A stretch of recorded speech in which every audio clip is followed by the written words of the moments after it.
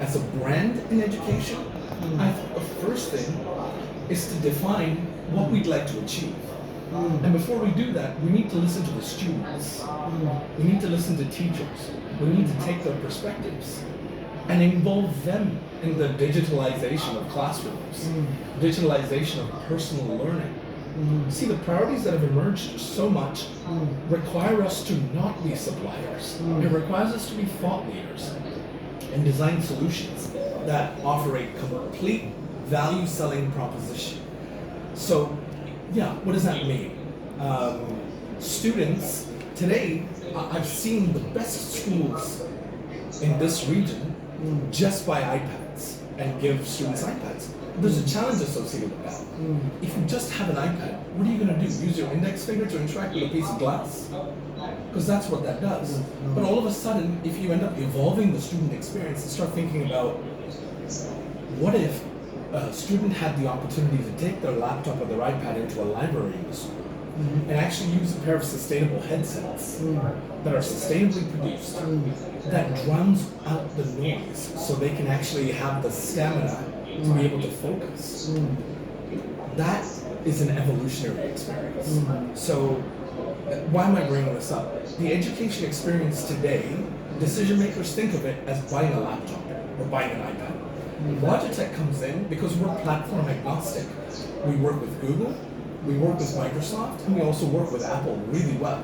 And we also work with Zoom quite closely. So here's what that means. We have to challenge the supplier status quo.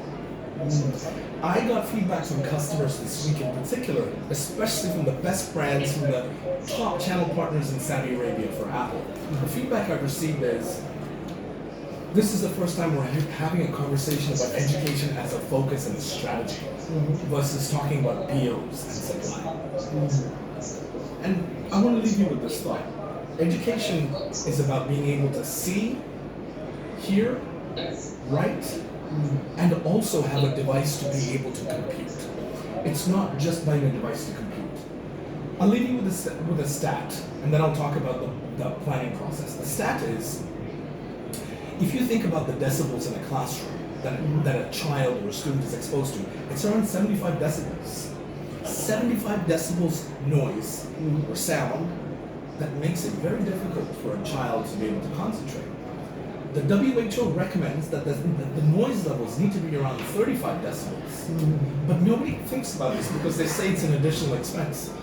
But the life of the student learning experience dramatically evolves as soon as you give a headset. And see, Logitech does not just produce headsets that are designed for adults and just hand them out. What we have is a product that's simply world-class, does not exist in the industry. It comes with suction cups that are sanitizable, you can wipe them down, they're reusable. It comes with an education warranty that lasts up to 3 years, which simply other competitors cannot offer. And the last thing is, when you use a product that offers the ability to go USB or USB-C, they can plug this into their devices. And writing also is a compelling experience. Why? Because it reinforces learning. So, why am I trying to bring all this up? Because in order to introduce learning and personalize it and offer blended learning, it's not a transaction. You have to slow the journey down and involve parents, teachers, and decision makers in the process. I hear from decision makers at the top schools today in the UAE that if you talk to our teachers and if they're interested in subscribing to your thought process and your philosophy of education, they'll actually consider it. Meaning, if the teachers are bought in, the decision makers are more likely to be influenced by it, and they'll actually be convinced to make the purchase. So, what does that mean? My net response to your question is, don't be a supplier, be a thought leader. Most people can invest in thought leadership because it requires effort, it requires intention, and it requires the core of your question, which is planning. If we, as partners and as brand leaders in education, cannot work with decision makers to plan 1.5 years out in advance, that means we're just going to transact when it comes to doing a device refresh. And that is where I think we need to be better. We need to have conversations around what kind of ecosystems do you run in your classrooms? It's an advanced question because most people don't have an advanced ecosystem in the classroom. It's just a laptop. And and planning is important because I don't believe in just selling devices. That's not compelling. That is where suppliers gain their reputation for just being suppliers. I think where we need to live is how do we outfit 10 students in a classroom with iPads on a rugged keyboard, and how do we look at their learning scores? How do we look at how they're performing? And this planfulness allows you to be able to slow the journey down, become less transactional, and design solutions that will likely last even longer. And that's the most important thing. Planning means purpose, intention, and better outcomes for student performance in the classroom. And I think the average buying cycle is not 3 months. It's 1 to 1.5 years at least. It's a conversation and a journey that requires somewhere between 10 to 18 strategic touch points in the journey. And in the Middle East, I'm going to say the tradition I've seen is, and I love the appetite because the appetite for education and educational solutions in Saudi Arabia and Dubai, for example, or Muscat, Oman, is unprecedented. Everyone's still looking for solutions. The UAE is the most mature market in the Middle East right now for technology and ed tech in classrooms, but it doesn't mean you just ship devices. It means slowing the journey down to design pilots, where you have advocates for the pilots, where you can measure results and then you transact. And last comment, the reason why I believe that the learning journey or the buying journey is 18 months is because first you need to find the right channel partner. Second, you need to involve Apple, Google, or Microsoft in the journey. Third, we ourselves need to be leading that journey with the end customer or the institution. And then we need to involve decision makers in the process. If you were to structure this in a linear manner, that's multiple touch points in the buying cycle. Therefore, I would describe the buying cycle today as being reactive, purely price-based, and just I keep hearing the term PO, where's my PO? That's not how buying works.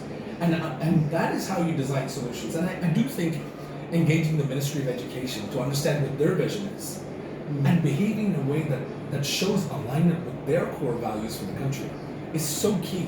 And that's not how we behave today as an industry. So I think we need to do better. Okay. Probably you answered most of the questions in one. Good. One answer. Sorry, I didn't mean to do that. Yeah, no, that's fine. Yeah, okay, from your perspective, I don't know how long this is. So, among all how many products you have for maybe in the education center? Oh, we have multiple because before it just used to be, I mean, the typical way is just to be able to buy a cover and sell it for an iPad. Now we have the rugged combo for the iPad 10th generation. We have crayons, which are styluses to be able to write on iPads and Chromebooks. We have headsets that enable and foster concentration and stamina. Zone Learning is a perfect example of a product that is simply world-class and the only one of its kind where you actually get a sustainable product that has a life cycle of 3 years at least. What is it called? It's Zone Learning. How do I spell it? Exactly as it sounds. Zoom? Zone. Oh, Zone, okay. Zone Learning. So, and then on top of that, students and parents are now buying webcams so they can collaborate with other students. Tuition, we talk about, when I grew up in Dubai, my parents called it tuition. I had to go for math tuition, physics tuition, because I wasn't that smart. And I needed the help. But now, tuition is not one teacher teaching 10 students in a room like when I was a kid. Now, it's 15 students and a teacher teaching from his or her home. And how is it done? Not on a laptop's camera, because A, we have Wi-Fi issues all over the place. B, if you're not seeing clearly and the image is blurry, it demolishes the end user experience. You don't even feel value. All of a sudden, when you have a camera that offers you 4K, you make a small investment. That will last. That will enhance and make the student feel like they're actually involved. And they'll have to actually show up in their best versions of themselves and be well presented. And when you think about what happens to students when they graduate, they end up in workforces where you actually have to do exactly what these online academies and your tuition classes are. You have to show up to be able to contribute and add value. So what am I trying to say? Learning is about seeing, hearing, writing, collaborating through webcams, and also I do want to call out Zoom, for example. We sell Zoom to universities left, right, and center. Why? Because Zoom offers a compelling solution for students and teachers to teach across multiple institutions now. You're not just a math class. They're now doing gaming across schools and game theory and math leagues, where different classes compete with each other for a single subject, and they win prizes depending on how they perform. This has become very interesting too. And another emerging trend I'm seeing, it's not the flipped classroom, but I am seeing, for example, I went to the London Business School, and how I learned is I had to take the time to prepare for my lecture before I even showed up to the class. People say it happened during the pandemic, but what I am seeing is teachers are raving about the experience when they're able to post a podcast clip or a YouTube clip, which is an executive summary of a chapter, and they end that recording with 3 questions. Please come prepared to speak to topic A, B, or C. And then you're broken off in groups to be able to contribute. When you're broken off in groups, you have to collaborate. And guess what? If you have to collaborate from home, having a webcam as a student is simply transformational, because you're now collaborating with only your work group.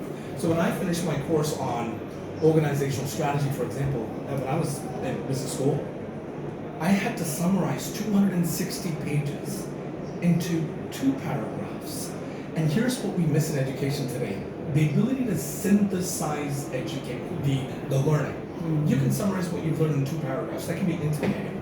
So I think these tools that we offer, it's not just a folio or a cover for an iPad. It's that and everything else. So, yeah. And which among these which among these is the most popular and what's moving fast? Psychologically, for parents, when they buy or when a school invests, I'm going to put a US dollar price. When you spend $399 on an iPad, the first thing psychologically teachers or decision makers do is they want to protect the investment. So they will go ahead and buy a cover to protect. So that's number 1. I don't want to say that that's our bread and butter. What we are seeing is a shift. We're challenging, collaborating, and also rewriting the conversation a little bit. We're now going, what happens if you end up giving the student a stylus? How is that going to revolutionize the learning experience? Well, guess what? Writing cognitively slows your brain down, and you write slower versus type. When you write slower, your brain's actually it's actually processing. So we at Logitech call that a visceral experience. So being able to write is the second most in-demand solution that we offer. I don't want to talk about product, it's the solution. And the third thing that we're now seeing is, this is fascinating. Governments around the world never had IT policy or student learning policy that involved hearing or learning or audio. Now, what I'm seeing is some of the most progressive governments in the world are mandating headsets as part of the learning experience, so that students can actually concentrate in what feels like an information-heavy environment everywhere. So there, I would say it's protecting the device that you purchased, writing, following the ability to be able to hear well, and in universities I'm seeing the purchase of webcams. And in world-class institutions like high schools or leading private schools, I see webcams becoming a standard for collaboration. So right now is the supply chain in order? Like, are you able to meet the demand, or is there any? When we plan, we always meet the demand. When we don't plan, or when the window is, I need this now, nobody will ever be successful in that environment. And I think what's missing, the link that's missing here is, there's 2 things. Not behaving like a supplier, which means you'll randomly sell or become unpredictable, which has a direct and dire impact on the experience of purchasing. 2, education is very niche. It's not a B2B experience where you just go in and you sell products at regular cycles. It's a decision that's made once every 36 or 48 months. So when you're not in the buying cycle, or when you're not actively selling, what you need to do is you need to capture how the experience is actually going. That's, in B2B or the enterprise, that's called customer success. You need to design surveys to be able to understand how the learning tools that we offer are actually elevating the learning experience. So you're always engaged. It's not a one-off where you just buy and then you just show up 3 years later to sell more. It doesn't work that way in education. And I think especially if schools being new to this domain, like earlier they would only place order for textbooks, notebooks, pens and pencils, ordinary stationery. Now with technology coming on board, maybe their procurement strategies itself is undergoing a shift, and probably they need a more professional and planned approach in handling this. They're not used to that. They're not used to it. They're absolutely not used to it. And I do want to, I would like to challenge the assumption a little bit about demand in the industry. Demand is a challenge. There's no question about it. Demand was definitely a challenge through the pandemic. I don't know if it's that much of a challenge anymore. I'm not seeing that. Where I am seeing cracks in the process is when we fail to plan, when we fail to collaborate, when we fail to implement, quality pilots, and actually design an experience and actually capture the learnings. That process requires somewhere between 12 to 18 or 18 to 24 months. And the more students you have in the institution, the greater the responsibility to actually slow down and plan. In terms of GCC countries itself, how do you rate UAE versus Saudi Arabia versus the rest, like Qatar? Where do you see more of action right now? The UAE is one of the few countries in the world where private school enrollment is set to increase by 2030. I don't have an exact stat, but I'm sure I'll find it if I wanted to, if I needed to. So that's very interesting. Second, the investments that Saudi Arabia is making. The number of customers I've met at GITEX this week who actually are so committed to designing experiences now instead of transacting has been absolutely phenomenal. Exhilarating is how I would describe it. So yeah, I think the UAE is the most mature edtech market in the GCC. I think the appetite, the demand, and the commitment that the Saudi government is making to being able to figure out edtech in classrooms as a whole is very, very inspiring for us to see. And I have to say, we met quite a few school decision makers from Oman who actually have shared that they're looking to solve for digital pilots and digitalization of classrooms. There is demand there as well. And we also see some of that from Qatar as well. The key is to be able to find the right partners, to be able to enable them on Logitech's value story, and then enable these governments and ministries of education to drive that. Yeah, I think the fourth question you already answered. What strategies do you adopt to navigate the complexities of supply chain? Planned approach. It's the opposite. The one sentence response to that is, it's the opposite of being transactional. I equate the term supplier and transaction in the same sentence, same spectrum. And I always hear the words price, PO, price. It's terrible. It's the right thing. What I'm finding out from governments that are very, very forward-looking on when these RFPs now come out, or RFQs, look at what the weightage criteria is. The number one thing that I see is, are your products sustainable? Do those sustainability values align with that of the government's vision for education?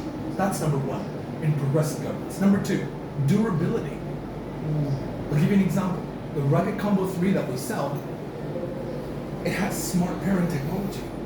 What that means is, if you snap another keyboard on, you'll have to first pair the keyboard by going into settings on an iPad, and you have to attach it. And there's a process that's involved. With our products, it's instant. The minute you snap it on an iPad, we own the patent for it, that smart pairing enables the experience. To be able to showcase that, you cannot do that over a PO that's generated in 1 week. You need to involve multiple stakeholders in that process. Finally, do you have specific agreements? How do you work with schools and education? Do you have individual agreements with individual schools, organizations? It's a great question. I see with schools around the world where we've done phenomenally well. Once we're inside the system, once we're already engaged in the ecosystem, the likelihood of renewing is much greater. And it requires a lot of effort to get involved in the first place. So, number one, we don't sign agreements with schools. But where we do well, the schools actually put us into their master supply agreements because we're able to showcase the value. Most partners do not have the ability yet to be able to showcase value. So that's why we're focused more on units, shipping, and PO. So we have to expand and really think about the buyer journey in education. The other thing I really think about is how are we engaging decision makers at the MOE level? How do we show them what we're thinking is the classroom of the future? How do we involve stakeholders from Microsoft, for example, to be able to talk about AI in classrooms and what that means? I'll give you a very straight example. Microsoft Teams that works with Logitech's site, which is one of our newest products. When a student speaks into let's say a student is at home because they're not well for 3 days. When you have sight and you're contributing, if you're in a classroom setting and the student wants to listen to the participants, as soon as the student speaks, that has intelligent framing so it focuses on just the person speaking. That to us is about meeting equity, inclusivity, and designing an experience where the person contributing and the person being able to dial in from home feels like they're part of an experience. And it fosters greater collaboration and input. During the pandemic, I remember people used to go off camera. You don't even know who you're speaking to. It's just black spaces or black tiles on a giant screen. It is an impersonal experience. So, yeah, I think that we need to be able to design experiences that requires time and effort and investment. And we're no longer selling just an iPad. I want to leave you with this thought. Logitech is the only hardware provider in Apple's education partner program that is full of software providers, world-class app developers. So when we go in as a preferred GTM partner for Apple, we're not selling just an iPad or a Logitech product anymore. We're involving players like Explain Everything. Explain Everything is this brand that has now been acquired by Promethean that focuses on digital whiteboarding for students.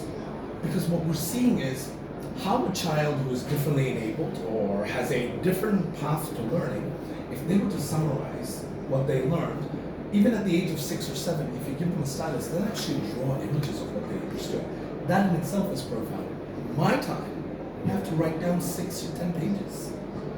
So basically, you are partnering with companies like Apple, Google, and Microsoft, and enabling that your hardware creates an equally It's a complete experience. experience with that, rather than partnering with educational institutions or universities. Yes, right? yes. How we look at it is, I'm going to quote Apple. When I think about Apple, Zoom, Jamf, that offer a mobile device management experience, world class. Apple calls that a bookend type of experience where there's us protecting the device, there's Jamf that controls how the content's managed, and there's Zoom in the middle that enables video collaboration and collaboration in general. That's the kind of solutions that schools don't even realize that they're looking for. And that's how we're looking at education these days. And so our job as Logitech now is to work with Apple to showcase to teachers what joint solutions actually look like. So digital whiteboarding is something we don't often think about, but who knew that we actually make notes and process learning so differently and mind maps and things like that. It's all come out. It's no longer book and paper anymore. That is for sure. Great. Cool. I think that's it.